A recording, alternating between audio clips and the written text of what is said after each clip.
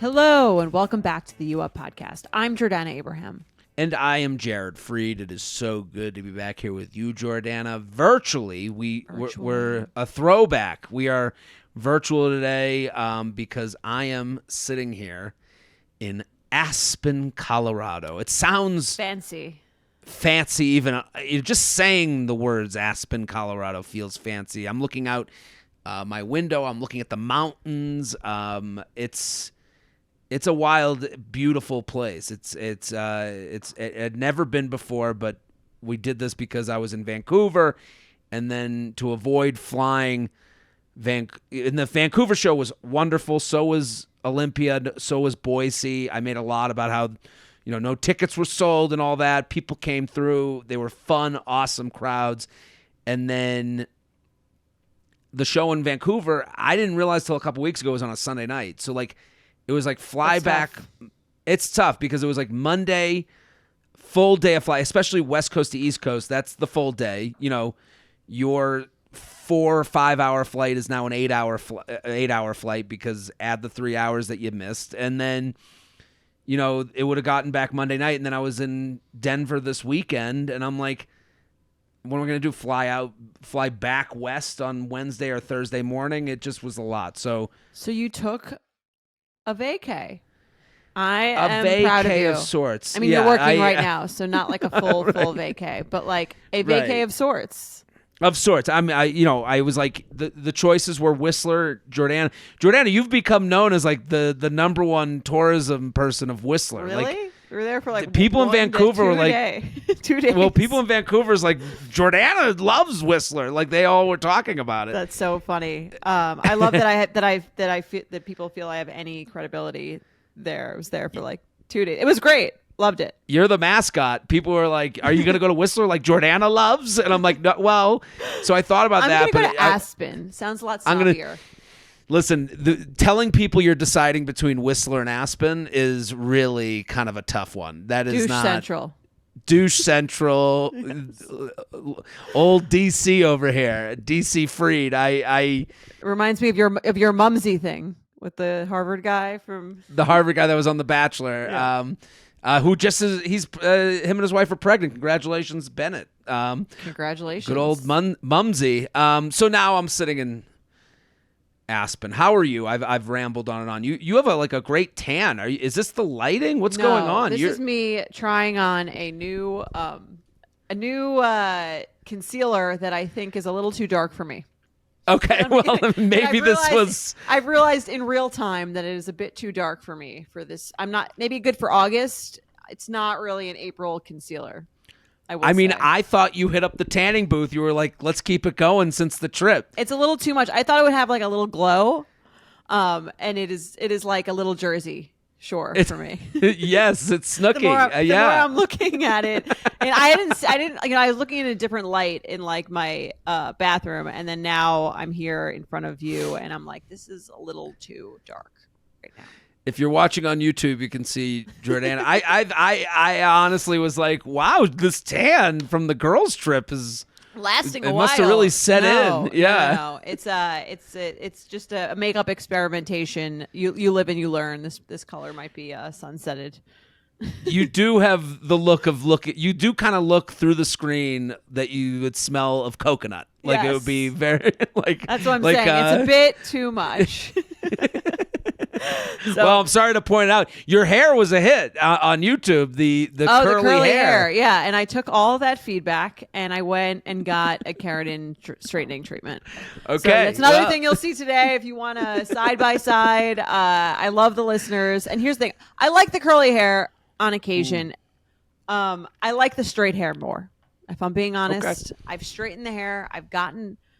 I get it. I usually get it once or twice a year for the summer, and it's just easy to do.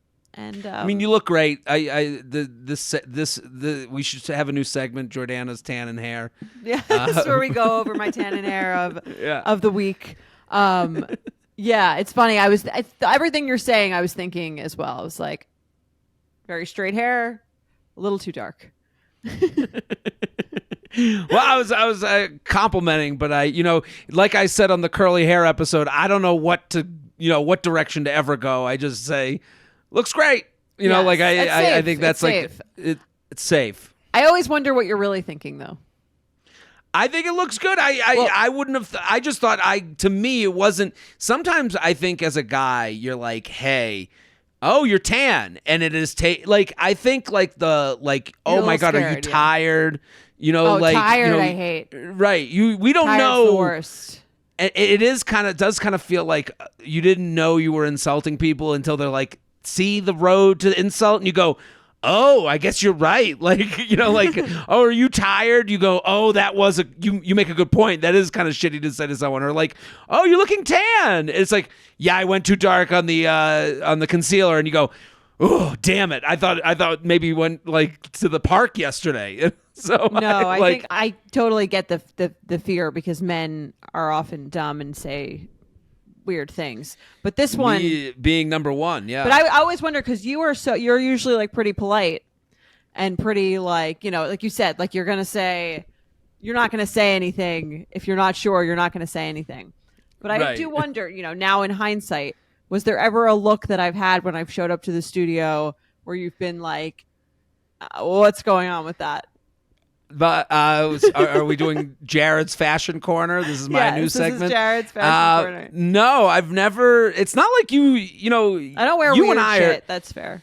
Yeah. You and I are very similar in that. Where like we kind of have a look that on this subject, we are similar in that like curly hair is like a standard deviation from usual, but like you don't go like 3 standard deviations. It's not like one day you're just in a bucket hat and I'm like, never saw this coming. Yeah, I think the craziest thing I've ever done on this show was when I showed up with a lisp. Yes, that was because of my braces. That was the biggest change. Well, I'm happy you brought this up because I'm in Aspen. I got here, and first of all, everything they say about the altitude and drinking is true. I had a martini or 2 or 3 on the night I got here on Monday, and then like yesterday I was just like, I was obliterated. Like I was like literally like hurting so bad, just like I've like sore to my bone. And then I started like just randomly just like wandering around the town on a Tuesday, and I end up in this like, I also forgot half of my stuff in Vancouver. What do you mean you forgot half of your stuff? I think I'm like losing it. I'm like getting tired. I'm doing 30 million things, and I was in the hotel room. So I unpack when I go in a room. I like to unpack. I like to take all my stuff out and put it on the hangers and like feel like I'm living in the room. I think it's a good tip to anyone that travels a lot. It feels good to unpack. Mm-hmm. I also got my laundry done in Vancouver because I was now going to be staying this extra week as opposed to just the weekend for the shows on the West Coast. So I got my laundry done at a hotel. Another thing that growing up, I was told that it costs $7,000 and like you should never do such a thing. That's in my head as well. Like the mini bar. The mini bar, the water costs $1,000. When the window's down with the AC on, you're wasting gas. Like all these things we grew up on that now, to me, I'm like, if you're out there and you're going to be traveling for like more than a week, get the laundry done. Like it is actually wonderful. I don't care. Your peace of mind. Do you know? It is not. I don't know, but I know that a lot of hotels. So it could be $7,000. It could be, but my hotel stay came with like $100 voucher towards the room that you never use, and if you have like status, they give you cash. Use it for that because the peace of mind you get traveling, knowing that like, oh, I have fresh clothes, and like I don't have to pack 6 pairs of pants. I can get the 2 that I really like. And I just think it makes you a better, happier traveler because I've done it a couple times and I've always been happy I've done it, except now that I've let. So then I got my laundry back. I get it. You did it once. How did you feel? Well, we did it on our honeymoon and it was like included in like whatever the hotel was, and it was wonderful. You're like a whole new person. I agree. Legit a whole new person. So I like when your gym t-shirt comes on a hanger, you're like, am I royalty? Right. So the gym, all my stuff came back and it was on hangers, and I guess in my brain I forgot I had hung stuff up in the closet. So literally waltzed out of the hotel in Vancouver, took 3 flights. On the 3rd flight from Denver to Aspen, I legitimately said to myself, wow, this bag is light. And then I got here and realized I just didn't have half of my stuff. So They'll ship it to you. I already did the shipping label. This has been a very stressful week. You said it's a vacation. It has not felt that way. So then I was in a store and I started trying on like Colorado Aspen hats. And I was Kimosabe? like, Kimosabe, baby. So I am That is here like at the end of the season. store of the Real Housewives of Beverly Hills. Should I get one? You should. You should. Oh, Sammy, no, don't tell me to get one. Here's the Oh, no. when we were, I've only been to Aspen once. I was there on Sammy's Bachelorette in 2019.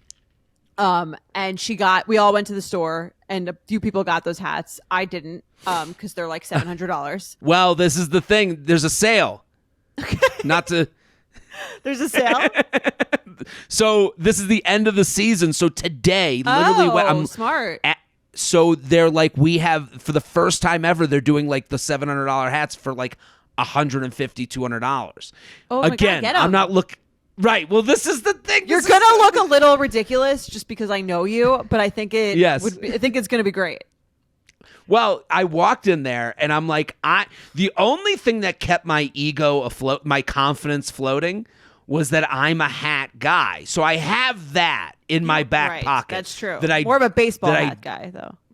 Well, again, don't do this to me. Sorry. Because Did you buy it already? Not yet. Today is the day. I so think you should get today, it with your initials.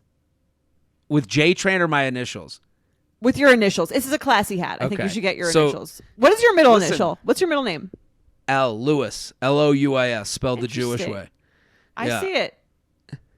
Jared Lewis Freed. So JLF. Love it. I went in there yesterday, and the first thing she goes, "Are you coming from out of town?" And I go, "Yeah." And she goes, "Where are you from?" I go, and as I'm about to say I'm from New York, I'm like, "Oh my God, I'm the New York idiot getting a Colorado Aspen hat.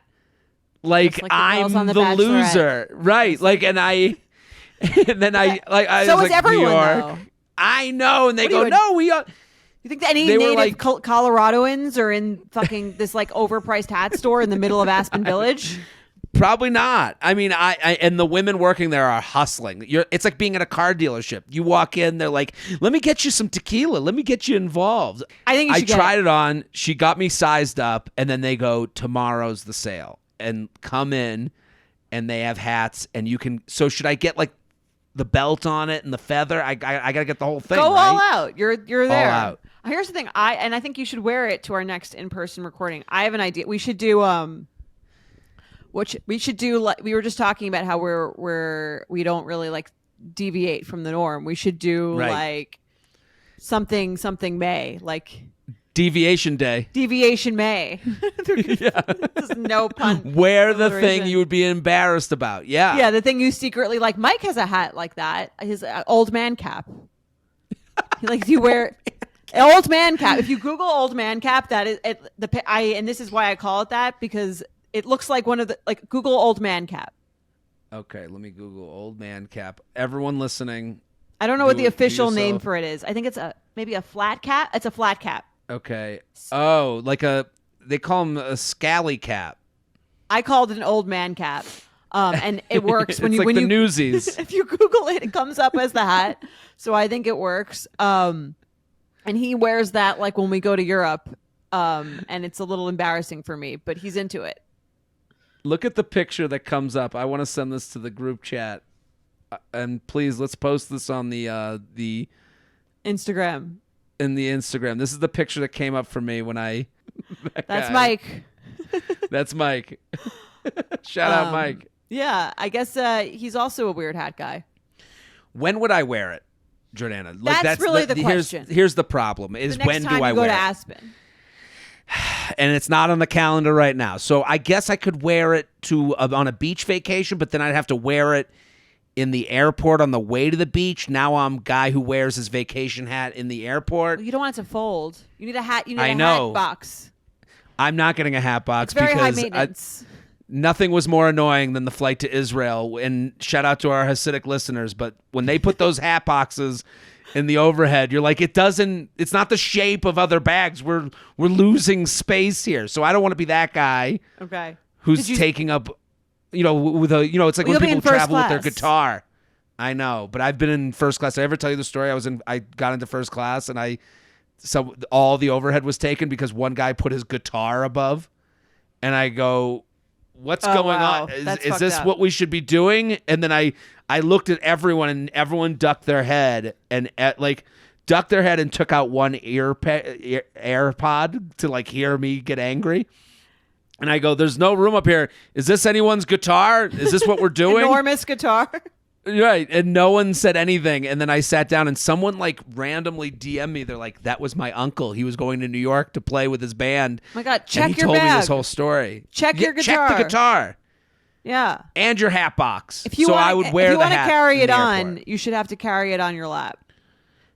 Or it goes in the closet in the front. That's where that goes, along Yeah. with your wedding dress when you're traveling to the wedding. So okay, I would wear it to the beach, a brunch with my gals, Aspen.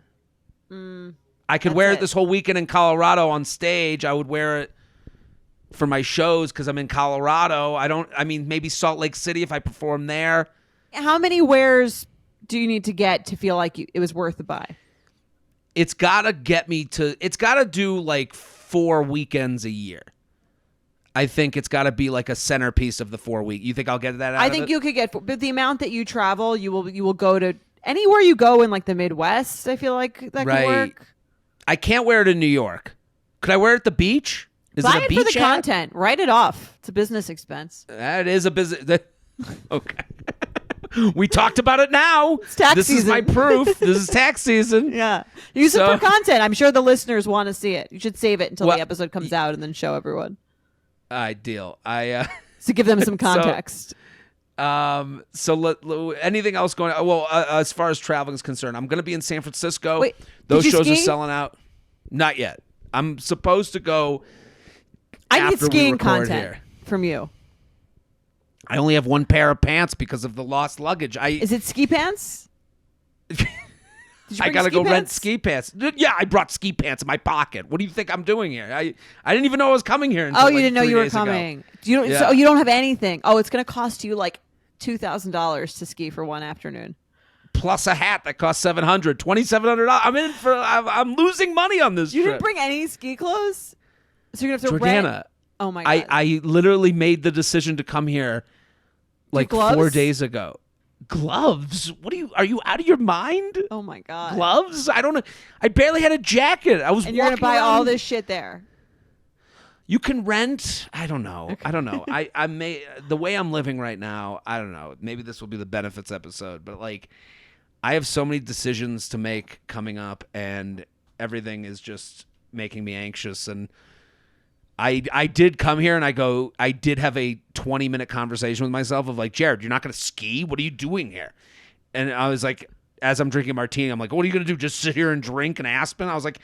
And I'm like having this conversation with myself, and people are like, look at that guy talking to himself. I just like look like Aspen's a an fun idiot. social place. Oh, it's social. I would say to anybody like as far as like meeting people is concerned, I do know this is like a vacation town, and people living here would probably disagree. But if like you're like gonna go away and be at a bar where people are social, everyone's very social here. I literally sat down at this place Clark's yesterday during the happy hour on a Tuesday. It's 4:00 and martinis and oysters and everything's happening. So That sounds amazing. But what you were just It was saying, great. I feel like back to what you were saying right before this, and then we'll get into the show. Promise. please. I feel like what you were just talking about with this trip is like the silent reason that a lot of men get married. Because like Yeah. when men get married, the woman just naturally does all this shit for them, I think. Yes. Like so many trips that I go on with Mike, I'm like, how would you exist without me?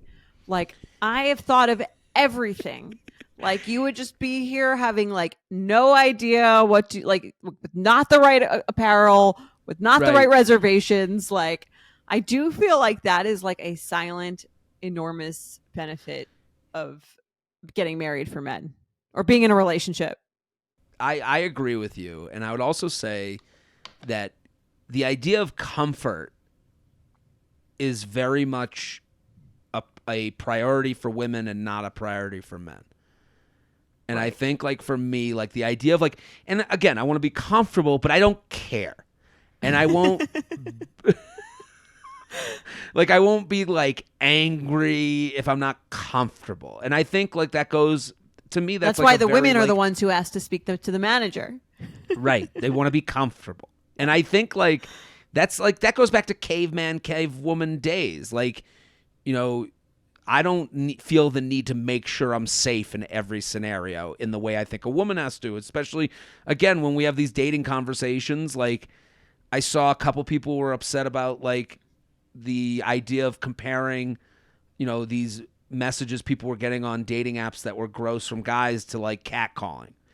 And I do understand how catcalling is a very scary and horrible thing that leads to, like, even worse things. Like, catcalling is an alarm you hear before something horrific could happen. Mm-hmm. So I fully understand that. So I want to make sure that just because I say, well, this someone catcalls doesn't mean I'm trying to ignore the idea of, like, the safety concerns that come with catcalling. No, I think you were just saying that, like, in a similar vein of, like, someone just, a lot of the times, someone just kind of, like, throwing something out there that's, like, disgusting, just in a way, in the hopes that it hits for someone, that someone turns around and is like, oh yeah, I'm down to, like, have sex immediately.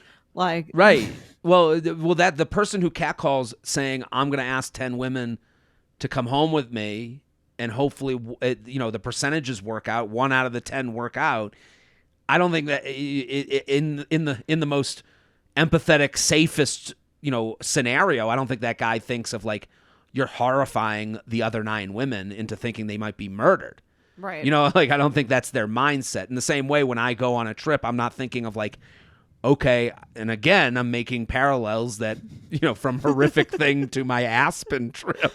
The parallel of, like, when I come here, I'm not like, oh, what if I ski? What if I need, you know, my gloves? And what if I'm cold? And, you know, to me, T-shirt and a jacket, I'm good to go. It's April. Who the fuck cares? Like, there's no sweatshirt needed. Like, and so when you do get married or you're in a relationship, anytime I've been in a relationship, I'm like, you'll have a woman look at you and go, doesn't that feel better? Like, about something. And you'll go, oh yeah, this is wonderful. Like, of course, this is like done. Like, and a girlfriend will look at you, wife, whatever, and go, don't you like this? This is comfortable. And I'm sure you've done this with Mike, where he looks at you and goes, yeah, this is great. But it's not even in the thought process. This is great, but it's like, to him, it's like, this is great, but if I never had it, wouldn't give a shit either. I would have gotten by. Right. This is why I would get so annoyed at, like, weddings. Like, I would have, like, a friend who was married look at me and be like, you didn't bring the right cummerbund? And I'd be like, shut the fuck up. Like, you have an assistant who looks and who is embarrassed by you. So their actual, like, their incentive structure is, don't get embarrassed by the man I chose to marry. So they make sure you have the right cummerbund. I have no incentive. If I don't have the right cummerbund, I'll be okay. I'll be fucking fine. So I used to get so annoyed at my, like, male friends who were in these long-term relationships looking at me like I was such a crazy person. It's like, yeah. You're good for you. You had someone, you know, telling you, oh, you know, did you get the cummerbund for a month? You know, where I didn't have that, you know, so. Yeah, no, I think that's very fair. It's almost like, I think we're looking at you like, how could you possibly, like, shouldn't you be so in awe that I've brought you this life? Right. And men are like, yeah, I mean, like, this is fine. This is great. This is nice. Like, I've always like added bonus, but it's not like, aren't you happy you didn't have to pee in a dumpster today? Like, I tell the story about, like, my honeymoon. This was like in March of 2022, and it was, like, still COVID stuff, and I, like, filled out all the paperwork to get us scanned all the COVID cards and did all the the visas and all this stuff, and we go to a special line, and it's super short. And he's like, "Oh wow, that was so easy." I'm like, "Easy for you." Right. It's actually behind the scenes. There were Yeah. many hours of research, and Right. applications, so that you could waltz through this line and have no idea Well- where the fuck you're even going. Well, I mean, this is It's the it's start funny of a that great this- honeymoon. Right. Good. Get ready to spend the rest of your lives together. I don't know. This is very apt, or it's funny that we talk about things on this podcast, and I'm like, how is this exactly what I'm going through right now? Like I had shit with my health insurance that fucked up, and I have to move maybe, and I don't know where I'm gonna move, and Just move. Maybe we'll do a 2-for-1 moving special if anyone. right. Get that promo code ready. Are you moved? Is it? I have a date, but I'm not moved yet. I'm moving in May, early May. You and I both. Twins. And it's all twins, but mine's Yeah. coming at me like a train that's gonna hit me and fucking kill me. Well, if you need any help with moving, you know who to call. I know I know. everything there possibly is to know about moving. I should be a moving consultant one day. You really should. That'd be. I mean, there are businesses like, dumb men is like a good place for like women to like open businesses. Like I've always thought that like there should be some woman who does fashion like dresses men, but like a day before the wedding they have to go to. Like last and minute charge stuff. Right. last minute, like at a premium. Like I'll get you fitted. And you call them, like you're like, who do you call? And you're like, call Last Minute May. She knows what she's doing. I like that. I Genius. think there's a space in the market, for these idiot men. It's kind of like a rent-a-wife. I could use that. I think I would rent a wife. I think that's really Right. like I'm like a mess right now. All right, I mean, if you some wanna people come call see that me- an assistant, I guess, too. Right. Yeah, that could be it too. But then you have to, I don't know. Pay them. You only want it for certain Pay the rent. circumstances. Right. I just Marry them. It's free. Yeah, it's cheap. Cheapest way to go is just spend the rest of your life with them. My dad once said the only reason he married my mom was because he couldn't put on a cufflink himself. That's was his exactly reasoning. what we were just talking about. So Yeah, it's I mean, exactly it. And I have another story along that line. Again, we're gonna get into the episode. We promise. As I remember watching like the thing about Hillary Clinton and Hillary and Bill Clinton with the Monica Lewinsky. I forgot what it was. It was a show about like the scandal and everything. And in it, they're like mad at each other and they're at a dinner, and Bill Clinton's telling this story about how they were in his hometown, and they were like they went to a gas station. The gas station attendant was like Hillary's ex-boyfriend. And, Okay. And he says to her like, Aren't you glad you married the president instead of that guy? And she looks at him and she goes, if I married that guy, he would be the president. Ooh. Which I thought was like very much in line with the story. Yeah. She puts thought on that sunglasses. It amazing is. line. It's true. Right. It's a great line. That's I like that my dad has a version of that story where he was walking home. They were in Boston. My mom and dad were like coming home from like a nice restaurant in Boston, and the homeless guy was like, "Can I have that food in your hand?" And my dad, he had like the leftovers, but he goes, "Can I have that food in your hand?" And my dad looked at the homeless guy and goes, "I would give you my wife before this food."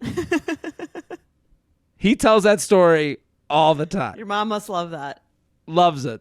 And so, okay. I'm in San Francisco, Pittsburgh, Columbus, LA, New Orleans, Dallas, Nashville, West Hampton Beach, Brookfield, Wisconsin, Atlantic City I just added, and then I just added Newark, New Jersey. So jaredfreed.com, the tour that's ruining my life keeps going. Well, I'm sure you're getting rave reviews. I see them online. The stories are amazing. I've seen the show. It's incredible. The show's good. It's a good show. It's just I need someone to buy it. I don't know. We'll see. Someone will. What's going on with you? Moving. Told you that. Moving. What else? I don't know. Yeah, that's taking Old over man my life. caps. Construction. I mean, I can't. Where are you going to move to? Did you decide? Just moving to like an apartment around here because I'm going to need to like be by my house to pick out 7 million things. With a construction hat on like a foreman. You'll be bossing people around. I'm in prime. That's right. I'm in prime overbearing 34-year-old woman mode. They're going to have to get Move you a that. golf cart to get around the property so that you can tell everyone what to do. I can't wait to give you the tour of the after. It's gonna. I am so excited to see what you do with this house because it is, people, if you're listening or watching, big isn't the word. It's a property. It's going to be. It's manageable, I think. We'll find out. I think so too. All right, what are we talking about today? This email actually shocked me. Okay. Love it. Yeah. I'm not usually shocked. You are not usually shocked. It takes a lot to shock you. All right, I'll read it. Dear J&J, huge fan of the pod, you both, and the Betches / JTrain universe. I'm writing about a recent experience of a friend of mine that has just left me so puzzled. I would love to hear you guys discuss, and I know the audience loves a tale of male heartbreak. LOL. Okay. Do we? Love it. My friend, female mid-20s, met a similarly aged guy on Hinge and had a good first date. She said she enjoyed herself, but wasn't like head over heels immediately. A few days later, she learned that they had a mutual friend. This sort of legitimized the guy. He initiated another date and she accepted. They continued to go on maybe 1 to 2 dates per week for the next 4 weeks. That's a lot. During this, he expressed that he really, really liked her and was excited for the future. He hinted that he wanted to make things official and she was open to it. During this time, he wrote her a letter. I guess you would call it a love letter. It basically just said how excited he was about her, that he has never felt this way before, and it sort of outlined their future together. We couldn't live here. We could live here. We could do X, Y, and Z together, etc. She felt like this was coming on a bit strong. They hadn't even slept together yet. But she liked him enough that it just seemed sweet. A couple of weeks later, they made their relationship official. Seemingly all of a sudden, a month or so after becoming official, she announced that she was no longer attracted to him. She announced. Like, when did she announce it? Hear me, hear me. Oh, my God. This ugly man shall not be mine. His face is not properly gorgeous for me. I feel like this is at like a brunch table. Like I have an announcement to me. I'm no longer Hey, attracted. Everybody. And all the women cheered. Yeah, Yes. screw him. I hated him too. I thought he was ugly. She felt like he was way more into her than she was into him, and that she was going to end the relationship. So she did. They had an in-person conversation during which he became very emotional. He told her that he would have preferred that she had cheated on him. We all felt that was a tad dramatic for the length of the relationship. But here's the real kicker. He asked her for the letter back that he had written to her. I simply can't wrap my head around the situation. I can understand someone feeling really into someone they have just started seeing, but isn't a societal norm to keep things a little chill in the early stages? At least the least flattering explanation is that he was being manipulative and that this is his MO, which would also imply that he asked for the letter back to reuse. This seems unlikely. I met him, and he really didn't seem like that type of guy. I wonder what the energy is of someone who is that type of guy is. But if not that, Right. Then what? Could someone in their mid-20s with prior dating experience be that clueless? Was he just so enamored by my friend that he simply couldn't resist? I know Jorge would say yes, but this also seems unlikely to me. Interested to hear your take. So does she want our take on like why he wanted the letter back? Is that what she wants? I guess so. The take on? I guess why he wanted the letter back. I mean, it is titled, and I'm not sure if this was the title of her email or what we titled it for our outline. Where's the line between love bombing and being a true romantic? Okay. And so that's two separate questions. Two separate questions, but I think one has to do with the other. And I'm going to our chat, and Candace says that this was her subject line. So right. Which one that do you is want to her tackle question. first? I guess I think we should start with the love bombing versus being a true romantic. Like, do you classify anything that was done here as love bombing? I don't think this is love bombing. To me, love bombing is like, again, I think people overuse this term, and I think when it's used correctly, it's a way to manipulate someone. Is Right. when you love bomb someone, is when you're like extremely, I think the clinical term is that you're supposed to be like isolating them from their friends and family. Is it really? Like that's I mean, kind that's of crazy. That is Right. that is so far away from what we're talking about right now. Yeah, it's okay. The dictionary term of love bombing is the action or practice of lavishing someone with attention or affection, especially in order to influence or manipulate them. I don't really see where the manipulation lies here. No, I don't. I that's why I was kind of shocked by this email. Like, is the guy allowed to have feelings? Like in this person's world, and I appreciate their email, but this is written as if someone, male, female, can't go out with someone 1 to 2 dates per week for the 4 weeks and not get emotionally taken, carried away. And also be ahead of someone that they're dating. Like, his feelings are her problem, her friend's problem, but at the same time, like, he's entitled to his feelings. Like, yeah, she agrees to be in a relationship with him. Like, right. To me, like, they're making fun of him. It's almost kind of like mean.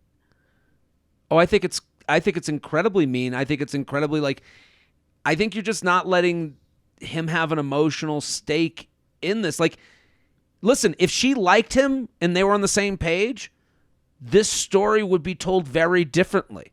They Right. would be held up as this example of what everyone is looking for. And I think the hardest part, and I've been in this scenario, and I'll let me empathize with the emailer's friend who's like kind of going along with this person who she knows is really into it, and they're trying to figure out their own feelings. I can understand how hard it is to look at someone who's so excited about you, and I've had this in my life, and then look at them and go, the hardest part is not just agreeing with what they say. That takes a very strong person, someone that I am not. I wish I could be. I mean, you described yourself as a people pleaser in like other episodes, so it's Like, probably if someone said to me- particularly hard for you. Oh, very hard for Yeah. me. And like, if someone gave me a letter that said, "Hey, I'm like enjoying my time with you, and this past month has been like such a blast, and I can see where our future could go," it would be so hard to like push that letter back across the table and go, "Hey, I'm not where you are, Yeah, you'd but have I to be want to Jimmy. keep going." What's that? You'd have to be Jimmy from Love Is Blind with Right. Jess. That's exactly Yes. that's exactly what happened. No one was like, she's love bombing him No, when she wrote him that letter. right, and That wasn't the public response to that. right. This is just the reveal happening in real time. Like, he is saying to you where he's at, and nothing is more stressful than dating someone you're not matching, like that you're behind. I could understand where you feel like Well, almost angry at them. I would say it's almost equally stressful to date someone that is way ahead of you, that you're very into. I think they're stressful in a different way. Okay. It's a different One type of stress. One is stress combined with feeling pathetic. So I think that maybe it's worse. Well, when you like someone, so you're saying from the other side, when you're trying to like, when Right, you like I'm saying from someone the other more side, than they like- like you. yeah, you're talking about like the angle of someone who's like dating someone that they know like the person likes them more than they like them, and I'm saying it is extremely stressful to date someone that is behind where you're feeling emotionally also. Right. I think and you're right that it's a different type of stress. I think like when you're in this position of the emailer and the emailer's friend, so to speak, you're the frivolous one. You're the one when someone comes to you and goes, "I like you. I see our future." That's what everyone wants. Everyone's looking Right. for someone who's like who gets them and wants them and is excited about them, and then you're the one going, and you're, in the land of punch up, punch down, you're the one punching down on the person so I understand where you get frustrated, like, and you go, well, let me call it love bombing so that I'm now the Right. victim instead of the person who wrote me a sweet note about where we're going to live in the suburbs and what we're going to name our kids. Yeah. And I do understand that it can go too far, but when you're dating 1 to 2 dates a week for a month and enjoying each other's company and someone's excited, I can't tell someone how to feel in that scenario. Like, I don't think he's wrong for having feelings. Exactly. And you could not be into someone without them having like a psychological disorder. Like, it's okay if you're just not into someone. I totally agree with what you're saying. Like, she's calling it this to make herself sound like less of an asshole for being in a relationship with this person and then breaking up with them a month later, which kind of feels like a little rude. But again, But I don't think they're wrong. I think I think that happened. They Yeah, and tried to get where that person was, and they couldn't do it. And it just sucks. I've been there. No, I get it. And I think women maybe like are prone to doing this. I don't want to say more than men, but I do think that like if you're kind of like, here's a guy who's like super into me and like telling me all the right things and like I should really like this guy because like he's doing all the right things. So maybe you would and I think maybe to say you're in a relationship is a bigger deal to men than it is to women. Whereas a woman, it's almost like, oh, I have a boyfriend. Amazing. Right. And so maybe you're more likely to have this happen where you're more likely to agree to a title before you are fully there. Right. And, I do think women do this because societally there's like, what happened? Like, and, you can be kind of like, looked at as like the person who ended things or thinks, now you can't ask about, being fixed up. You can't be mad at dating because you gave up a great guy who wanted to date you. Right. I think that there's societal things in that I don't deal with. I don't have anyone go, well, you ended that great thing. Well, I guess, good luck on your own out there. We're all having trouble too. Like no one looks at me and I don't get that vibe from anybody. Yeah. And I think women would be more likely, like you'd more likely to get shit from other women who are like, you had one, you didn't even want him. So like, fuck off. Right. And keep trying. What are you complaining about? Like, oh, the dating apps are hard. There was a guy who wrote you a love letter a month ago. Go fuck yourself. Yeah. Like, right. It's like, yeah. And I've seen that. And I've been that person who's like, oh, you're like, this one's not good enough for you. Right. Right. I don't think men get that at all. Like, totally. And in terms of why he wants the letter back, to me, this is the male version of sending nudes. Like it's like he sent you this extremely vulnerable letter that's like, now that he knows that you don't really like him and clearly don't really care about him because you're making fun of him with his friends, is like, oh, I kind of want my intimate thing that I sent you thinking that we were on the same page back. Like in the same way I would ask for a topless photo back or to delete something. Right. Like that's the perfect analogy that you're giving because you're right. I wrote down he wanted the letter back as trying to take control and preserving his ego. That is the same as wanting the nudes back. Yeah. Right. So like and also in his worst imagination, you guys sit at brunch and are all laughing while holding up the letter and reading lines from it. His worst imagination, this letter is from the friend. This is exactly what they're doing. Right. And this woman who, again, I appreciate her email. It's honest. It's coming from like a place of like, she's questioning what's going on. Like the idea that he only wants the letter of the options of wanting the letter back. It's, well, number one, maybe he just reuses the letter. It's like, you got to get out of this TikTok world where the only thing that can happen is the most evil thing. Sure, there might be a guy out there who reuses a love letter to try and coerce women into bed. That I am not saying that's not an option of things. If you think it's 50-50 that or he's preserving his ego, I think you've left reality. I think you've left reality for what pops off on TikTok, and those are the only things you hear are these horrific stories. So I can understand, you go towards the horrific story first, but we have to gain control of reality at some point. Like that's wild. Yeah. I mean, I do think it's a little weird to ask for the letter. I will say that just because like, it just seems a little strange. Like, well, it's also, he wants like, well, it's a physical thing. How do I get back? And again, men, to hammer men, like, it's our ego. It's the ego. It's always the ego. So, like, for him, how do this is a petty or prudent to Right. me. Like, he's like, I need to show this person, I need to get them somehow. I need to, like, somehow take the knife and turn it. And a version of that is, please come to my apartment with the letter in hand that I gave you because I loved you and you didn't love me. So that's his way of, it's petty to me. Right. Like, to me, that's the more likely scenario of evil, is that his pettiest Right. Is that he's version of petty. himself came out. I was thinking about petty or prudent in that sense. We're like, is this kind of petty?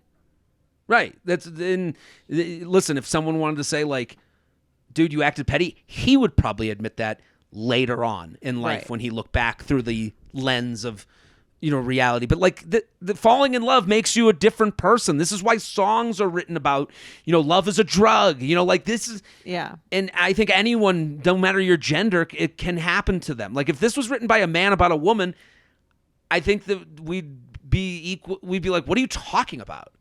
Totally. And I think that I think given the fact that that what she's doing with the letter, I think actually makes it less petty.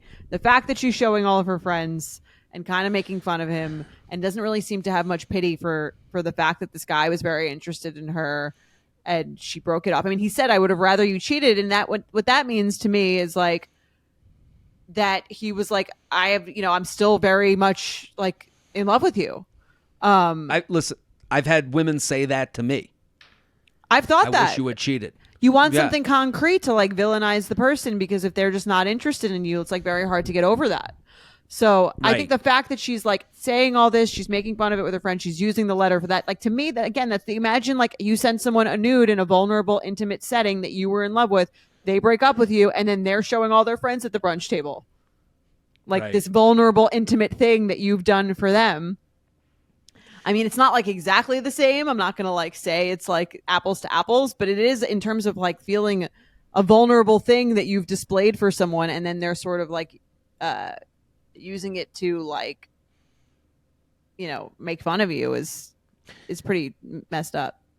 Right. No, I'm with you. That's why I was like shocked by the email, because I'm like, you can't understand that this guy like liked her.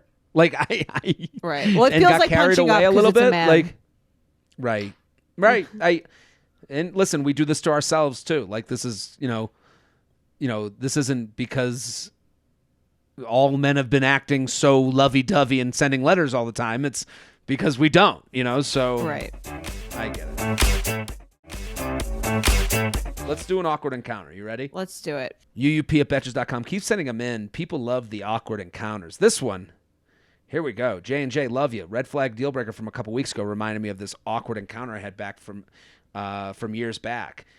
Towards the end of my first year of residency after med school, do you know what all these? Every time someone's like, my first year of residency, I just like nod. So I have a sense. I'm not sure what the exact order is, because there's like a lot of different steps, I think, depending on how like specific of a doctor you want to be.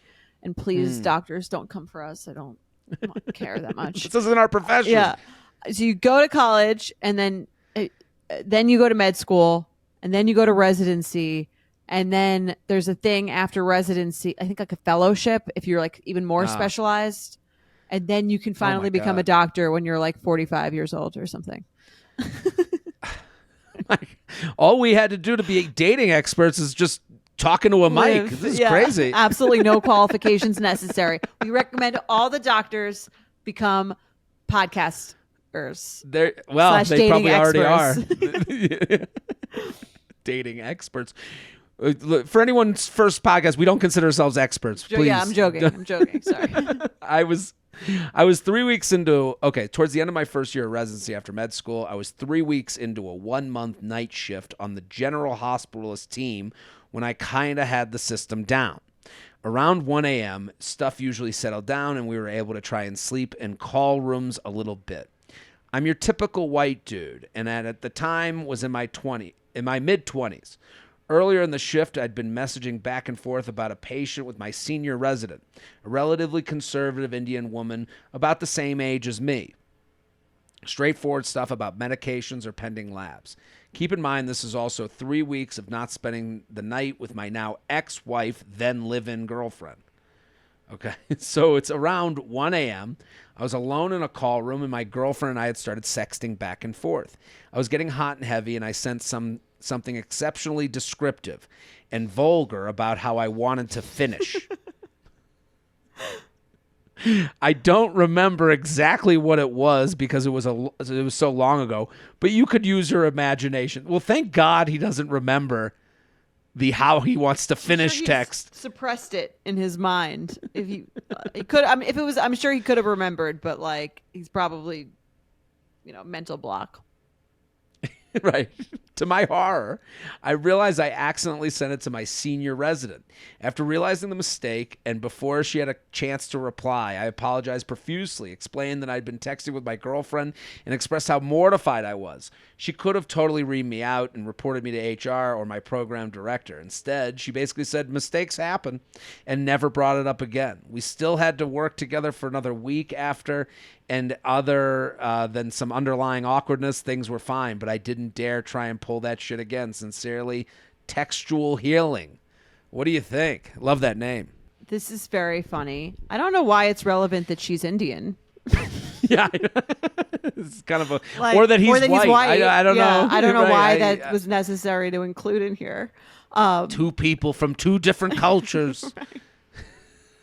How could we ever understand each other? Yeah. Yeah, everyone comes. That's the moral of this story. Exactly. It doesn't matter your age or your everyone has to find a place to finish. Race, your ethnicity.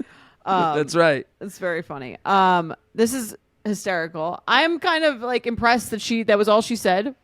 I guess that's what I guess that's all I would say if one of someone from Betches texted me that we're in the middle. If as long as it wasn't out of completely nowhere, like we weren't speaking at all, and then I got that, I think I would probably have the same mentality about it. I would let someone off the hook so bad.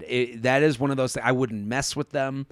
Mistakes happen is perfect. Like this person should be given a Medal of Honor.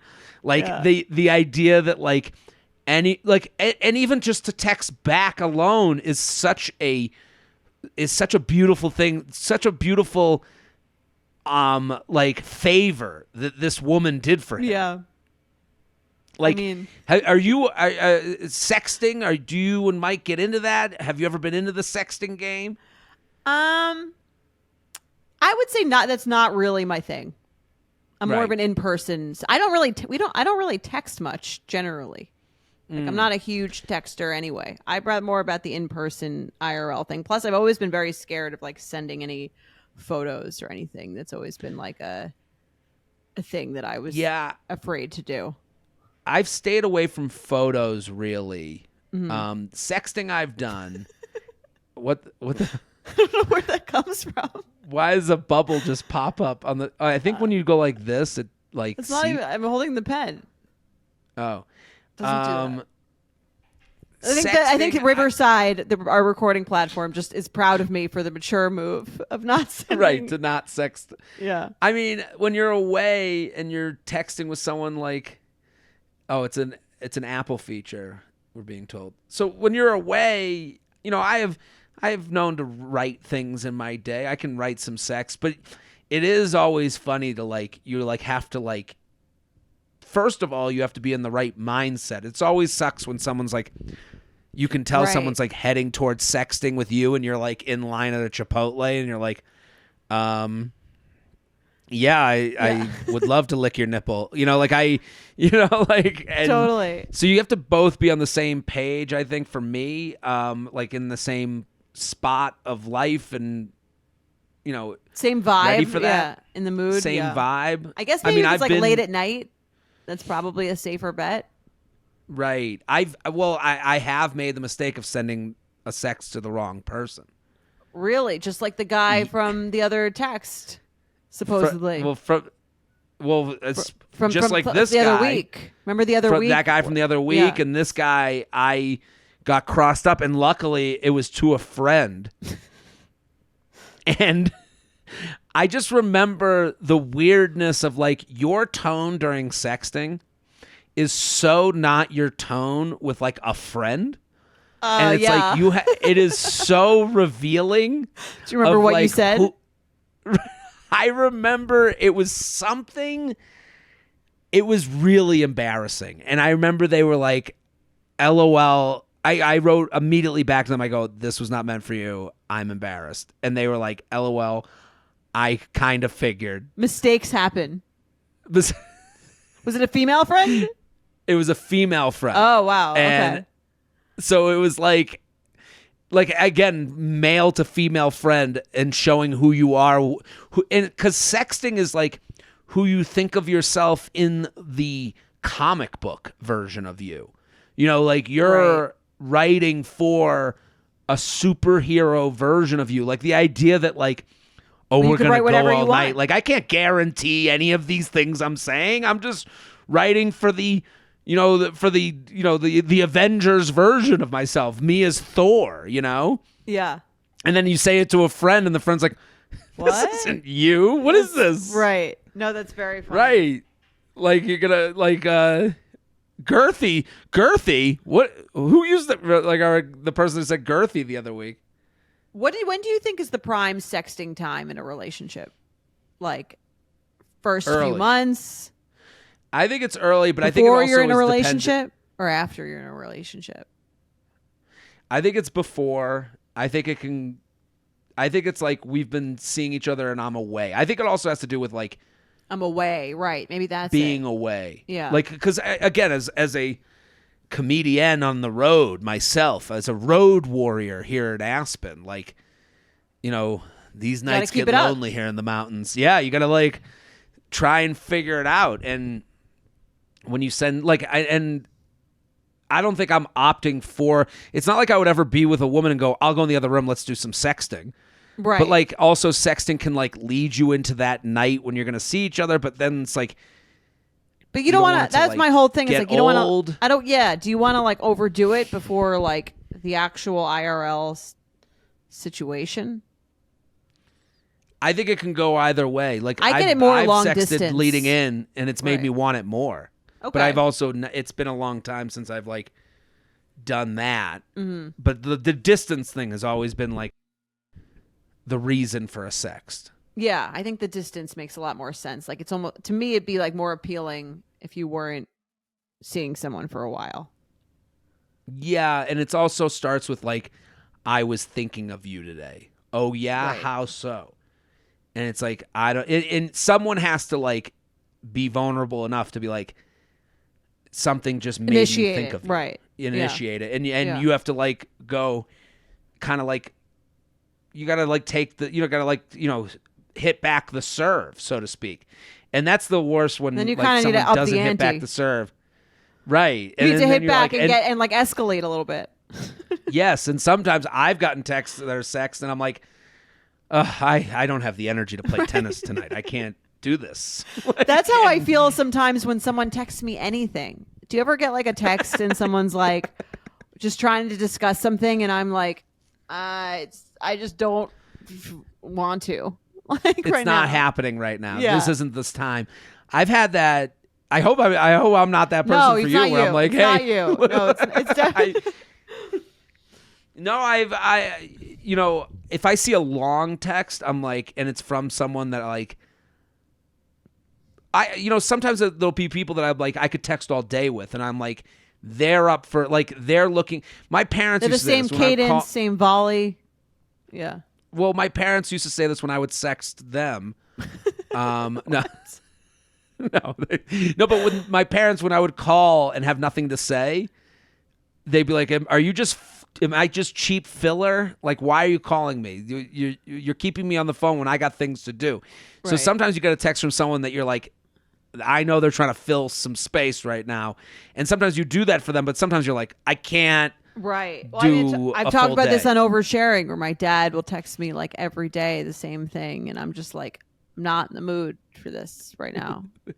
Not the day. And you kind of have to ignore them because you're like, even just saying, you'd rather do that than say today's not the day. I mean, to go back to the love letter guy, you'd rather just take the love letter and say thank you than go, hey, I guess we're having a talk now. Right. Yeah. It's like conversations are work in a lot of different Yes. forms. Yeah.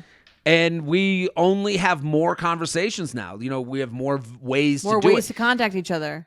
I have to answer someone's fucking Instagram story and their text and Right. their whatever comment on my photo or whatever bullshit. Right. And that, you know, when people are like, I'll heart things, we've had people tell us, like, I respond to DMs with a heart. And then they'll go, oh, is that all I get is a heart? It's like, Oh my God. yeah, I'm fucking The worst. exhausted. Like, I have nothing else for you. I have nothing. Yeah. You know, like, I don't. To formulate like a full response. Are you joking? I'm like, it's like sounds absurd, but like, I really don't think it is. It's like a lot of mental energy. Listen, can you believe our parents went to work in the morning and then caught up when they got home?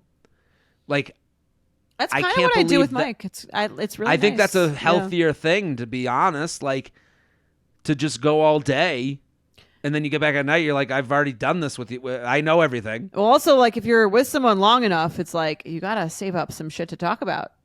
Right? What are we gonna do otherwise? Especially, I told you, like when you're on vacations, it's like by night 5, it's like, all right, well, what have we not covered Right. yet? I guess we've talked about it already. Yeah. Let's do another email. You Let's ready? do it. Okay. Go for it. All right. Boyfriend or fuck off. No takebacks. Hey, J&J, Candace and Jorge. Love you The all. whole gang. This is to everyone. Love you all. I've been listening to the pod for years and constantly return to my favorite episodes. I saw Jared live in Seattle and the Netflix special, and I couldn't stop laughing at either. Hopefully you will do a Thank You Up live show in Seattle soon. I, 33 Seattle. female, am struggling a bit with a recent boyfriend or fuck off scenario. I dated my ex, 40 male, for about 7 months last year, and I felt very hard for him and was very much in love. We had such a great time together. However, in a nutshell, his life was in transition and it became too much for him to tolerate. So we ended things in a loving way last September. I wonder what that loving way is, because she seemed to like it. Yeah, I would love that. Can you send me that script? So that you can reuse it for a different Yeah. letter? I'll reuse that. Yeah. We didn't talk for 6 months until about a month ago. He messaged me basically apologizing for not being ready for what he should have been ready for. That he thinks about me a lot, has never had such a good connection, etc., etc. Fast forward another month, and we had a phone call last week where he told me he wanted to be all in and back to dating each other again. He took accountability for what happened, said that he wants to change the second time around, and that he's been working on and what he's been working on with his therapist and how he has made the necessary changes in his own life to not cause him to leave again. Until 3 days later. This 3 fucking- days later is this the fucking guy. SpongeBob thing. This fucking guy. He sent a long text saying that he wasn't transparent and he was drinking when we talked on the phone. He said he came on way more intense than he should have, and while he did say what he was thinking, he did not think through what it would actually mean. He apologized profusely, but ended it saying he was not ready to date. I guess I'm just asking, what the fuck just happened, and how do I work on healing from getting my hopes up that I was going to reconnect with someone whom I love and saw a future with? Thank you for taking the time to read this bummed out fetch. This is exactly what happened to Julia. Right. And to this woman who wrote in, Julia's in a serious committed relationship now. So, There's hope it works for you. out. Everything happens for a reason. Everything happens for the best, and that's a tough thing to say to yourself as you're crying after you've just hung up the phone with the guy who took back that he wants to date you 3 days later. So It's fucked I mean, up. I have one note written. This sucks. I'm sorry. Like, that's all I wrote down. I don't know what to tell that's her. not what we want from you, Jared. We want to know why. Why? Why? I can tell you. Well, Why would you here's do the this? because Have you ever a done this? lot of course. You've gone back and you've said, I messed up. I've been working on all my stuff. I want to be in a serious committed relationship. And then changed your mind 3 days Yeah. later? Well, I've done. Yeah, I can't say that I haven't. I'm not proud. Okay. I think it was a younger version of me. Now I live like, I've also done like a lesser version of this where it's like you get a little drunk and you're like lonely. Like I'm surprised at how how much he said when he was drunk without her knowing he was drunk. That's like what he I'm saying. really took it all back. I mean, but I've been in a drunken state and felt lonely and said things to someone that I had to like live in the next day and go, oh shit, I made promises that if I go through with them, now I'm in a place that I'm not going to want to be, and it's loneliness. It's especially, loneliness combined with alcohol creates a text message, like that's, Yes, but listen, to go back to someone you've already broken up with, this seems like kind of cruel. Oh, it's cruel. I'm sure he's not proud of himself. I'm sure, like I look at this and like, it's funny because I've definitely not done the we should get back together thing. Right. That but doesn't I've sound thought like of you. it. No, but I've thought it in a state of like, maybe I should give that thing a second shot. Wait, I had it so Right. good. And then, I've read enough of these emails to this date to know, hearing Julia's story and hearing, this email, like I've heard this email before. Right. I've What that heard does this to song. someone. Yeah. So like for me, I have the other side of it. I'm like, maybe I should have gone back and I was too afraid because I knew I would have been locked into something. But then I now I have like kind of like a mantra of like, trust your former self. Like there was breaking up with Right. someone is hard. You had a original reason for it. You need to trust that original reason. But Well, you know what the issue is with this kind of thing is it seems like from our perspective, the person this happens to is like, it feels like you just wanted to see if we would. And then you got the ego boost I can of knowing understand that you could still have us if you wanted. Then you Right. know, and then you're like, well, now that I have it, I don't really want it anymore. I just kind of wanted to know that I could have it if I still wanted to. I'm not going to deny that is something that exists, that someone gets their ego boosted. Again, you're texting this person because you're lonely and drunk. You're getting an answer that makes you feel less lonely. And then you go, oh, I guess I'm okay now. I didn't now, I can understand that. I don't think it's as weaponized as the way you're saying it now. Like the idea of like, well, he got what he wanted. Like I don't think that's the original. But it is true. You did. That's what you wanted. It's If you texted the person and they didn't answer, would you want it more? I don't think it would get to that point. Like, I don't think. I would say for me, it's never like, a text that's a whole iPhone screen long about how I want you back. Right. I mean, that sounds like this is kind of what it was. It was a conversation. Right. I was saying I've been to therapy and I'm done all these things. That sounds like a well thought out. Like I've thought about this a lot. I've come back, having examined all the angles. Right. That's why it's surprising that he was drunk. I'm like, what a thoughtful written thing. Like that's something I have never done. Right. And again, like to me, something like that has to be done in person. Like you'd have to like show up at their doorstep. Like we need to get together. I need to talk to you. Mm-hmm. Like that's something I would do is like, or I would hope I would do is be like, hey, let's get together. Let's talk this out. I've been thinking a lot about things. Like that's like, I don't think over text it's ever. No, I think that's a good point. I agree. I think from now on, the lesson here, make sure they say it to your face and bring a breathalyzer. But like I want someone like here's the thing and I'm not blaming text for this to happen, but it is very tempting. It's like I have this person's number, they're gonna answer. I know they've been very into me. And I'm into them, like let me text them. And it's like,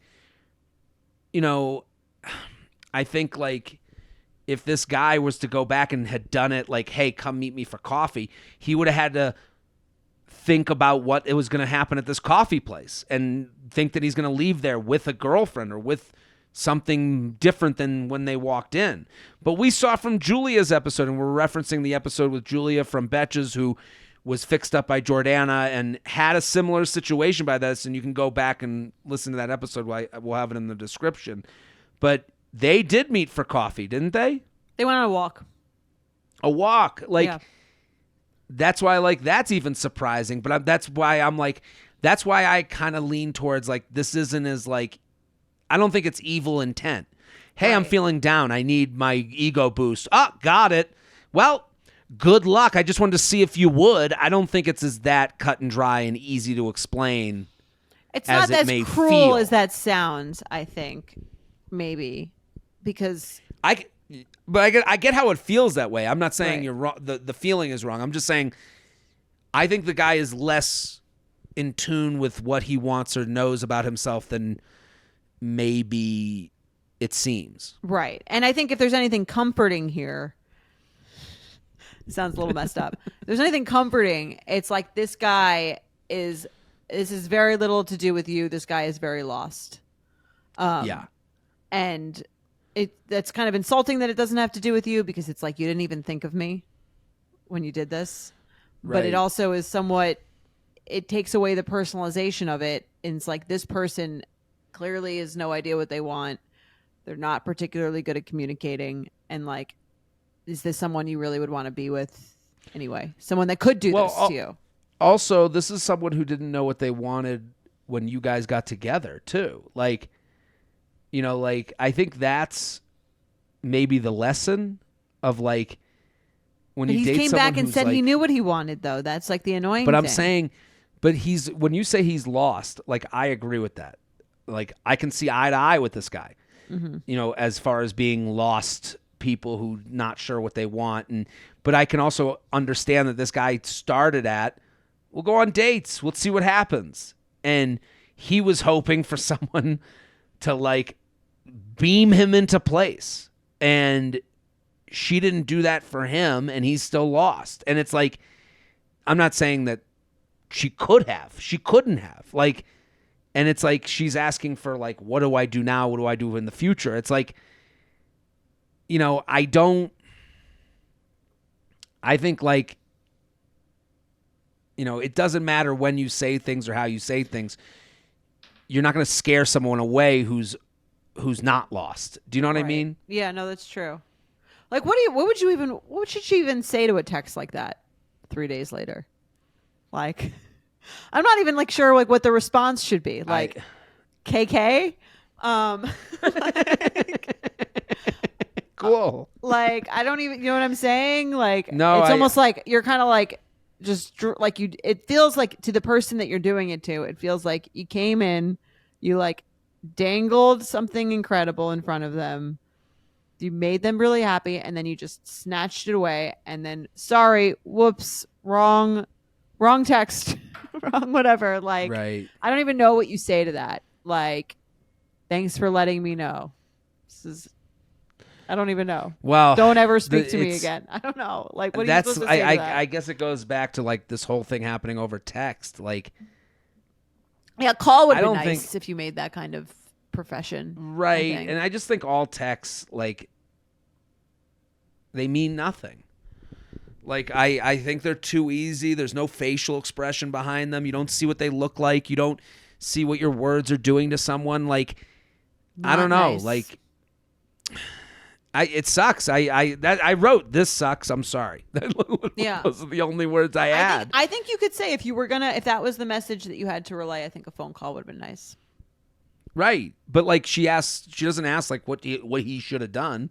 Right. It's how do I work on healing from getting my hopes up that I was going to reconnect with someone whom I love and saw a future with. Like, I'm sorry you got your hopes up. Like, I think you need to, like, run away from this person. Fool me once, shame on you. Fool me twice, shame on me. You know, that old saying. Like, Right. at least you know you're done with this level of the video game. If I'm to give you any hope, like, you know, there is no coming back. He's going to hide and go away and forever, like, feel bad about this. I do think he will. I don't think he walks away from this going, oh, good, I know, now I'm out. I don't think he's like happy with himself. I'm sure it took him a lot of mental energy, mental prep to send that text, the last one, even though, again, it would have been better if he did it on the phone. But yeah, I think if there's anything that can come with it, it's like the closure of now saying, all right, I'm putting this one to bed. Like, it's not happening. And there's a thing with like this kind of situation, and it seems like they were in a relationship, so maybe it's a little different from what we were talking about with Julia. But there is a thing in this kind of situation where it's like, okay, like if you can take this and say like, okay, I'm shutting the door on this now. Like before, it was like maybe I was still thinking about him. He said the timing wasn't right, and then he just came back and said the timing was right, and then he pulled this thing. And if you can leverage this into being like, I'm using this situation to realize this is never going to happen. Right. And so I am mentally shutting the door on the possibility of this ever happening so I can meet someone who is very excited to date me. In that scenario, it's a good thing. In that scenario, she's more free than he is. Like if you really want to like compare futures. How? Well, she knows this is over. This guy's lost and doesn't know what he wants, and it's not about me. It's over. It's done. I'm never going back to this guy. There's no text that he could send me to get me back. I am now forever, I have to live with the scar, and the scar will remind me that this is someone I need to block and unfollow and stop texting with and get away from. Him, he knows someone he likes would have came back. And he's got to go on and, meet someone new and kind of like compare it to the decisions he's made in the past. He's got to go, could that relationship been what I wanted after all? But now he can't come back to that. Do you think he's thinking that? And she might leave the door open. At some point in life, I think at some point in life he'll have to think of that. Because at some point he is going to move on, or maybe he doesn't. Well, maybe he doesn't have to think about that because maybe he's single forever. Maybe he's this, bachelor forever. Or the next woman he meets, he goes on dates with her, and now he's dealing with the idea of like, well, and this isn't fair or right, but he's probably thinking, and I've been in this situation where you go, what's different now than before? Right. And I'm sure he hasn't gone to therapy. I'm sure he hasn't done all the things to like get better before dating someone new. I'm sure he'll get in the same situation again. If that makes you feel any better. If that makes you feel any better, he's going to be tortured by this. Not you, but by this. It helps. Just as long as it helps. As my dad always told me, he goes, it's not that I do well, it's that everyone I hate do worse than me. It's that. I mean, it's not even that everyone that I hate. It's like it's that everyone that rejected me do worse than me. I think that's a normal feeling. Maybe I don't know. Am I a psychotic, vindictive person? Or is the feeling of like, if you've rejected me, I don't want you to do better than me.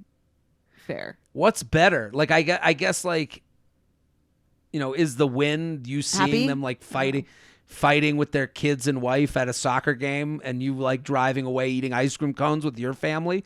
Like, is that a win? I guess, yeah. Maybe, I don't know. Well, it's funny. That's the whole season of like Vanderpump Rules. Is this whole new season is sort of like with the Scandival thing. It's like the fallout from that, and it's like she's gotten like a shit ton of brand deals. She's on Broadway.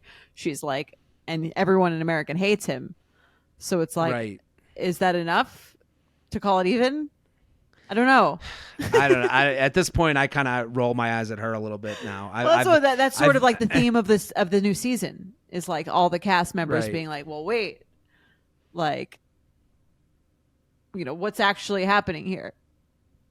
Right. Well, like, listen, she lived with someone she didn't love and never told. There's a way to look at this, not to empathize with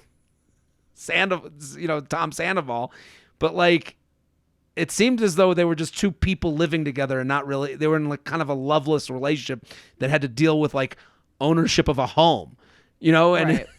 Yeah, I think there's something to that. I think it's a little more complicated than that, but I think that it wouldn't be like false to describe it in some way like that, and that this might have been the best thing that has ever happened to her in her whole life. At the end of the day, but Well, I guess it's like one of those like would you rathers. Like you're in a loveless marriage, or the person you're in the loveless marriage with cheats on you and you become a billionaire because of that. Like Right. Yeah, that well, that's was the thing. because Yeah. that's the road they were on before. No, like Right. Yeah, I think I think that it oversimplifies it a little bit, just because I don't think it's like loveless. They didn't care about each other at all. Like there's a certain level Right. of respect.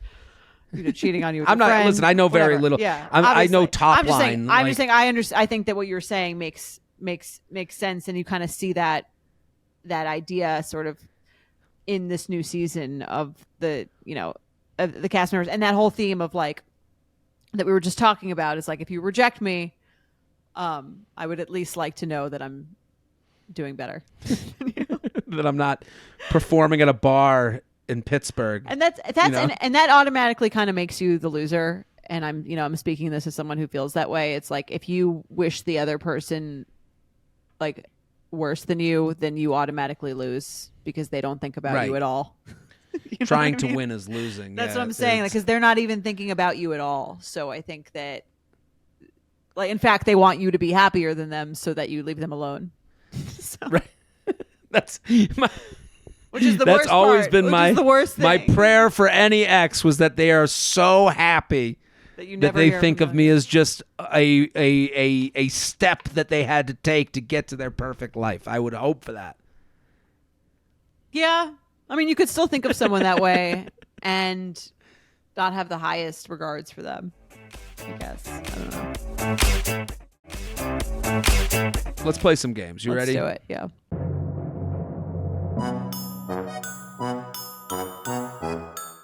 UUP at Betches.com. We love a game. Red flag or deal breaker. The old faithful. This game never disappoints. Love You it. ready? Been playing it forever. Love it. Love the pod, everything you do. I humbly write to you from my Uber after a first date. Met up with a guy from Bumble. We had a really good time. I was excited and looking forward to seeing him again. I'm waiting for my Uber outside with him, and he goes, "You have something on your shirt," and points to my collar. I look down, and he does the classic flick the nose, gotcha move. Oh my God. What the fuck? Who does this at 30? I'm at a loss. Was it funny? No. He did text me after. That was like one notch above the old got your nose gag. Maybe he knows he went too far. What do you think? Red flag or deal breaker? Thanks, 50 going on 30. What do you think, Jordana? Something on your shirt. Gotcha.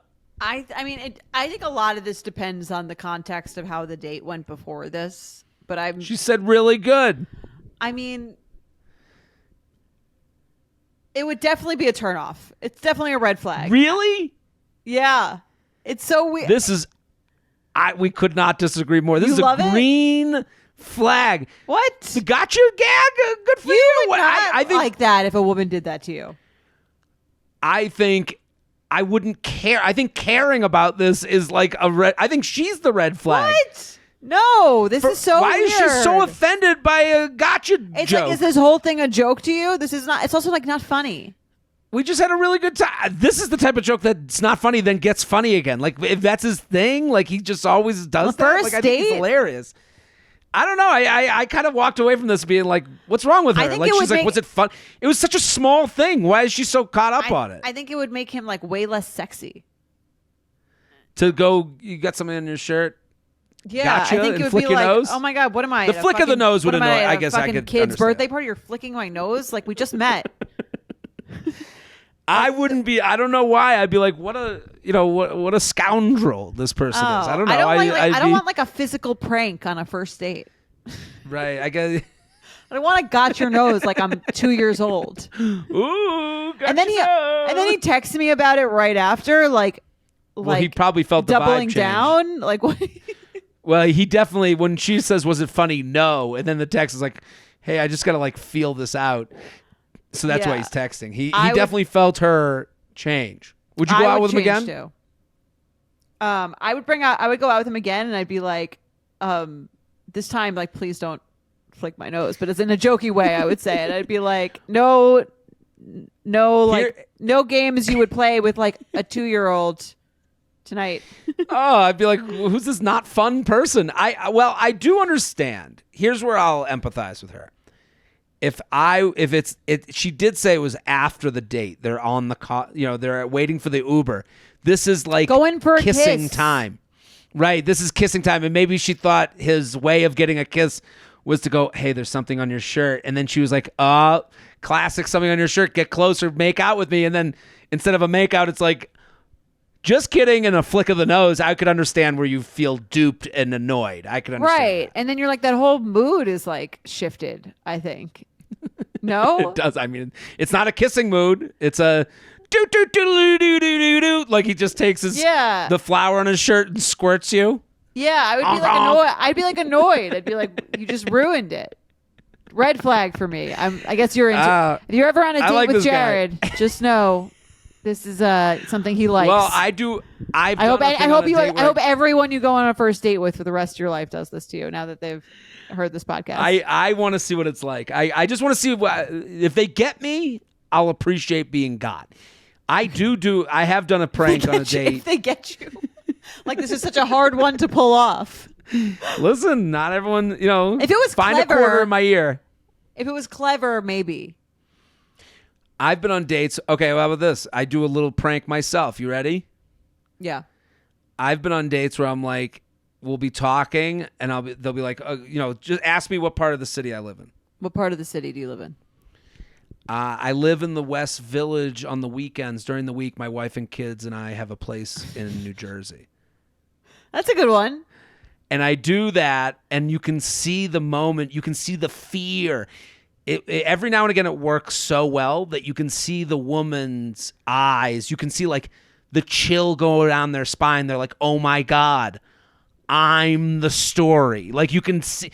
I can feel it from them that they're like, oh, my God, I'm the woman on a date with a guy who has a family. Oh, my God. Like, I've heard of these people. And you can feel it. Do they say anything? You can feel the chill. I've had, they all say something. Every woman I've done it to, they go, oh my God, they'll laugh. They're like, you asshole. Like, you can see who's falling for it and who's like, Jared, how quick do you say you're kidding? Immediately. Okay. Like, it's not like the whole night.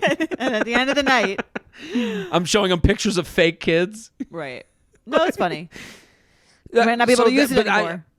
I also think it's funny to do because it's like I do also have like a lot out there about me. So like, the idea that like I've been hiding this family while also doing a podcast for, I agree. It's easier for decade. you. It's easier for you to do that one, especially if people know who you are. All right, let's do another. All right.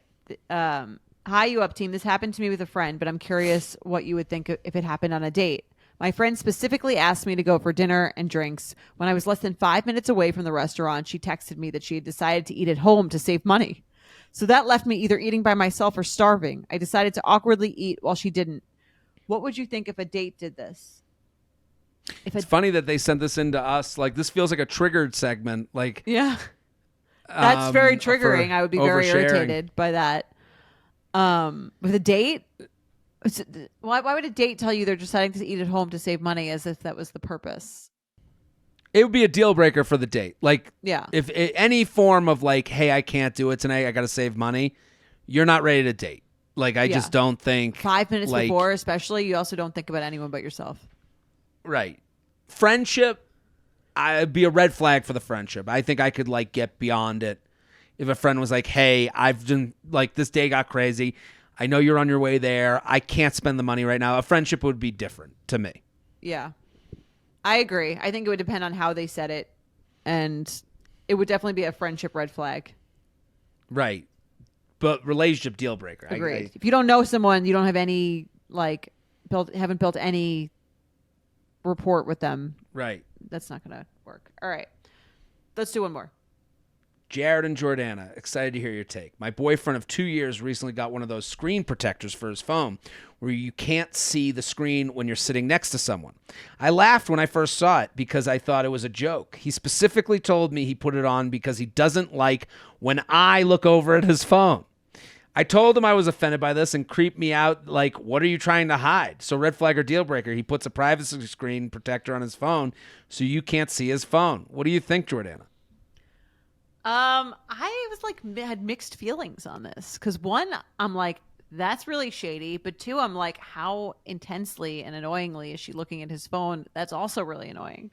So Right. I think it's like I'm kind of like wondering just how like intense she's looking at everything he's doing on the phone. But I also think it's a very shady to get a screen protector and tell the person you're dating it's specifically because you don't want them looking at your phone. I will never forget it. I was in a relationship. I went with my then girlfriend to T-Mobile, and they were like, the guy at T-Mobile was like, do you want, I was like, I need a screen protector. He's like, you can get this regular one, or you can get the one that people can't look at it next to you. And I looked at him, I looked at her, I looked at him, I looked at her, and I go, I'll take the protection one. And he laughed, and the reason I got it wasn't because I was afraid of her looking over my shoulder as much as I was afraid of being on a plane and talking about someone that I was next to on a plane. Right. That was my reasoning. That's true. But I mean, like, he's specifically telling her that it's for her. I know. Which I think is weird. That's the weird part to me. Because like, if you got it because you're like, I understand getting it too. It's like, why lock your phone? Right. Right. What do you got to hide? We live a more paranoid life. Like, I think we're more paranoid in 2024 than we were in 2014. Like, how many times have you seen like a video of someone's phone with like a long text or something, or they've like this whole gotcha thing of a viral thing that's gone off because someone saw someone's phone screen. Also, like people being mean on text threads and then getting outed, but I don't think it's weird. Right. Yeah, I don't think it's weird to have a phone protector on your phone at all. Me neither. I do think it's weird to tell your girlfriend that you got it so that she wouldn't look at your phone. Right. I agree with that. And you do have to question, like, what are you hiding? And if he's just like, I'm just like not looking to be called out on everything I text to someone by you, I would want, like I could understand if she's like every day, like, why are you saying that to him?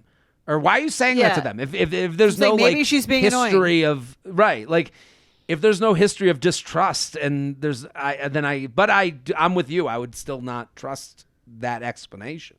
Right. I think there's like a line between like I want privacy in a relationship and I'm being shady, and I think that she has to look at her own behavior. If she's not doing any of that, but once or twice she's occasionally been like, oh, whatever up to, like next to him. Right. Then I think it's shady. If she's constantly doing that thing that you're saying of like, oh, whose profile is that? Right.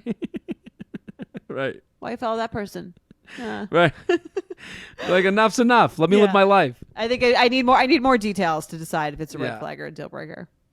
For me, if my partner did this, it would not be a deal breaker. I would go, fine. Right. But that's because you would never, I feel like you wouldn't be the type at all to be like, who are you talking to? Right. No, I'm too busy on my phone all the time. Right. All right. It's a draw for me, but that's it for us for today. We solved dating. We did it again. Proud of us. We'll be back next episode. Bye. The You Up Podcast is produced by Jorge Morales-Pico, Sean Kilby, and Candice Maniga. Editing by Jorge Morales-Pico and Shannon Sassone. Social media by Candice Maniga. Guest booking by Ali Friedlander. Be sure to follow @u.up.podcast on Instagram and send us your emails to uup@betches.com.